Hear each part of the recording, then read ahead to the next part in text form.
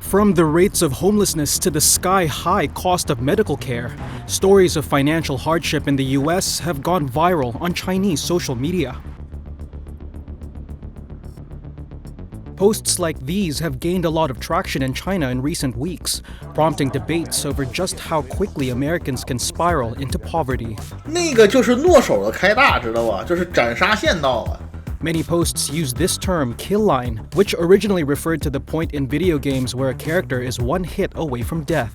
Here, it's adapted to mean the point at which families can fall into financial ruin. There's a term going around. It's called the kill line. The one thing that keeps hitting me is the examples they're giving are like, oh, when you're homeless and living in the sewer. And I'm like, no, it's when you live in the suburbs, you lose your job and your mortgage goes into default. Most Americans aren't able to have $500 in savings, and these days $500 will not even get you that much. You don't even have to lose your job to lose your house.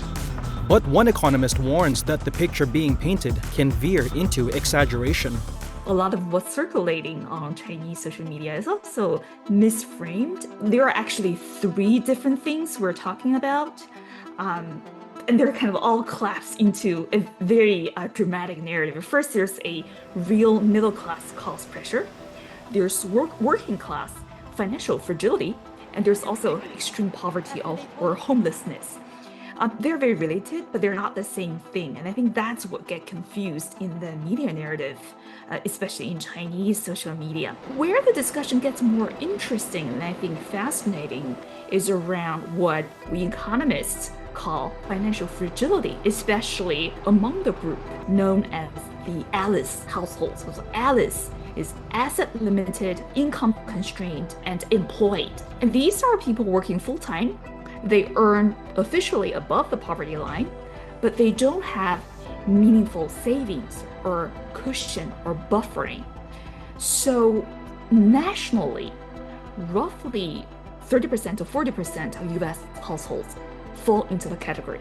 And that's pretty stunning for the United States as the #1 developed country in the world. Lee says these families live paycheck to paycheck, although it does not necessarily mean they're poor.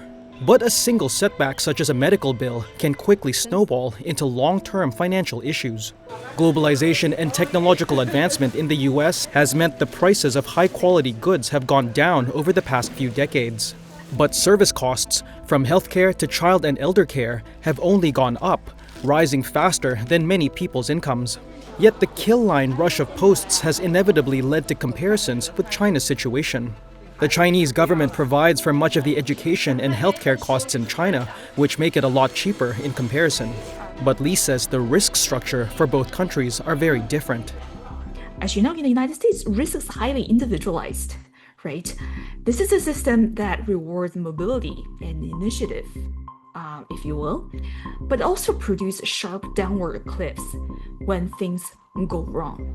And in China, by contrast, China has much stronger informal and semi-formal buffers, right? So family is one of the primary shock absorbers. And there's also very decent informal intergenerational support, parent helping with housing, grandparents helping with childcare, adult children supporting elderly parents. So that's still very much the norm in a lot of regions in China. And that reduces the likelihood of people falling into absolute destitution. So the downward risk is relatively cushioned in China. Chinese people, however, face their own financial worries, especially in recent years with the property market collapsing. Families have seen their home values fall even as they struggle to pay their mortgages. The healthcare coverage, while practically universal and relatively low cost, leaves patients paying for better medicine or care out of pocket. And many parents feel they have to fork out large amounts for tutorials for their children so they can get into good schools and be competitive. Still, with a higher savings rate, relatively lower cost of living, and family to fall back on, the kill line for Chinese people might be more distant. But when we think about welfare system, China's official social welfare system is very uneven. If we just look at the numbers, basic healthcare coverage, it's broad, but the quality and reimbursement level is still quite thin by international standard. Pension systems exist, but very modest, especially out of major cities. And if you look at social assistance, unemployment insurance, they're very limited.